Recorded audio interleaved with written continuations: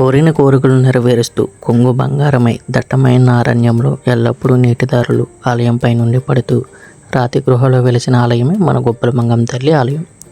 మరి ఈ ఆలయం ఎక్కడ ఉంది, అక్కడ అమ్మవారిని గొప్పలమంగమ్మ తల్లి అనడం కారణం ఏమిటి, అమ్మవారు అక్కడ ఎలా వెలిశారు అనే విషయాలు మనం ఇప్పుడు తెలుసుకుందాం. మరి ఇంకెందుకు ఆలస్యం, సబ్స్క్రైబ్ చేసి లైక్ కొట్టేసి వీడియోను స్కిప్ చేయకుండా చూసేయండి.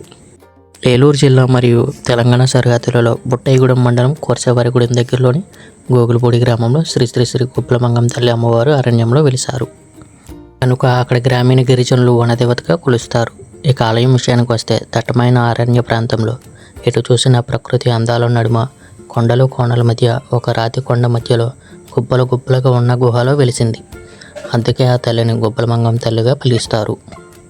ప్రతి ఆదివారం మంగళవారం భక్తులు ఇక్కడికి వచ్చి మొక్కులు చెల్లించి దర్శనం చేసుకుంటారు.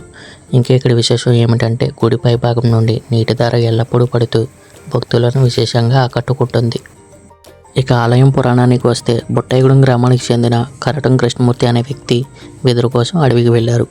సేకరించిన వెదురుతో తిరిగి వస్తూ దారిలో బండి తిరగబడిన దాని గురించి ఎంత ఆలోచించినా అంతు చిక్కలేదు.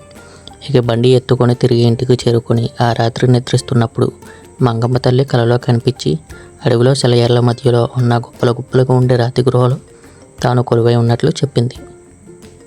వెంటనే ఆ కలలో నుంచి మెలకువలోనికి వచ్చిన కృష్ణమూర్తి తెల్లవారుజామున గ్రామస్తులతో కలిసి అడవికి వెళ్ళి గృహలో చూడగా మంగమ్మ తల్లి కొలువై ఉంది.